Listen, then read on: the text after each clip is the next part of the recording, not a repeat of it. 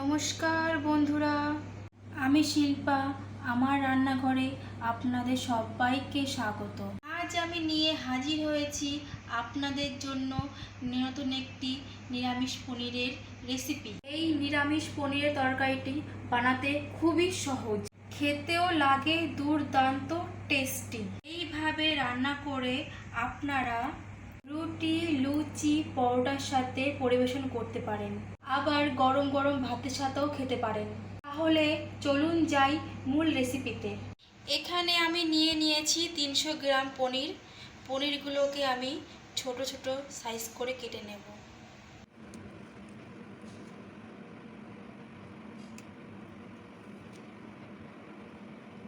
পনিরগুলোকে আমি বেশি বড় করিনি, ছোট ছোট সাইজের কেটে নিয়েছি। পনিরটা ভেজে নেব।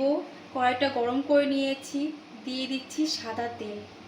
এখানে সাদা তেল ইউজ করেছি, আপনারা চাইলে সর্ষের তেলও ইউজ করতে পারেন। তেল গরম হয়ে গেছে, পনিরগুলোকে ভেজে নেব।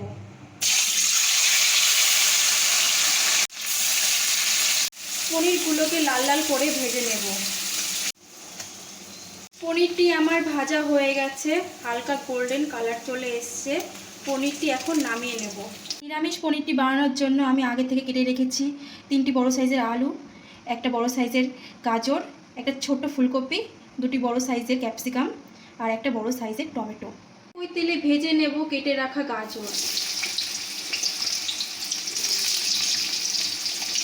গাজরগুলোকে আমি হালকা হালকা করে ভেজে নেব।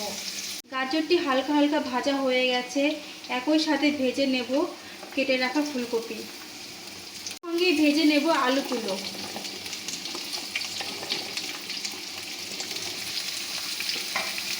সবজিগুলোকে আমি খুব বেশি ভাজবো না, হালকা হালকা করে ভেজে নিয়ে তুলে রাখবো। ক্যাপসিকামগুলোকেও হালকা করে ভেজে নেব। সমস্ত সবজিগুলো হালকা করে ভেজে নিয়েছি, এখন আমি তুলে রাখবো। ওই তেলে ফোড়নে দিয়ে দিচ্ছি একটা তেজপাতা, একটা শুকনো লঙ্কা, কিছুটা জিরে, একটা দারচিনি, 2টো গোলমরিচ, 2টো লবঙ্গ। এখানে আমি দিয়ে দিচ্ছি সামান্য পরিমাণে আদা, কুচি কুচি করে কেটে রেখেছিলাম। যেহেতু আমি পনিরটা নিরামিষ তরকারি রান্না করছি, সেহেতু আমি পেঁয়াজ রসুনটা দিচ্ছি না। আপনারা চাইলে পেঁয়াজ রসুন দিয়েও রান্না করতে পারেন। ভেজে রাখা সবজিগুলোকে দিয়ে দিচ্ছি।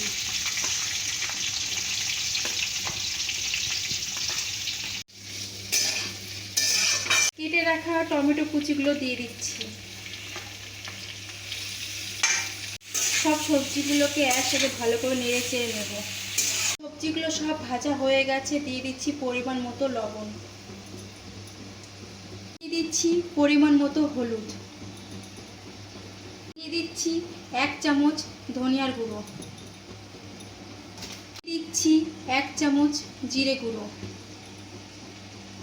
দিয়ে দিচ্ছি 1 চামচ শুকনো লাল লঙ্কার গুঁড়ো। মশলাগুলোর সাথে সবজিগুলোকে ভালো করে মিশিয়ে নেব। মশলাগুলো সবজির সাথে কষানো হয়ে গেছে, এখন আমি দিয়ে দেব পরিমাণ মতো জল। সবজিগুলোকে 8 থেকে 10 মিনিট মতো ঢেকে ঢেকে রান্না করে নেব।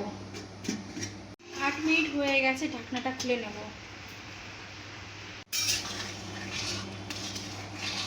ভেজে রাখা পনিরগুলোকে দিয়ে দেব। বন্ধুরা, আমার এই রেসিপি যদি আপনাদের ভালো লেগে থাকে তাহলে ভিডিওটাকে অবশ্যই একটু লাইক করে দেবেন, কমেন্ট করে দেবেন আর চ্যানেলটিকে সাবস্ক্রাইব করে পাশে থাকবেন। তরকারিটা প্রায় হয়ে এসেছে, দিয়ে দিচ্ছি কিছুটা পনির মশলা।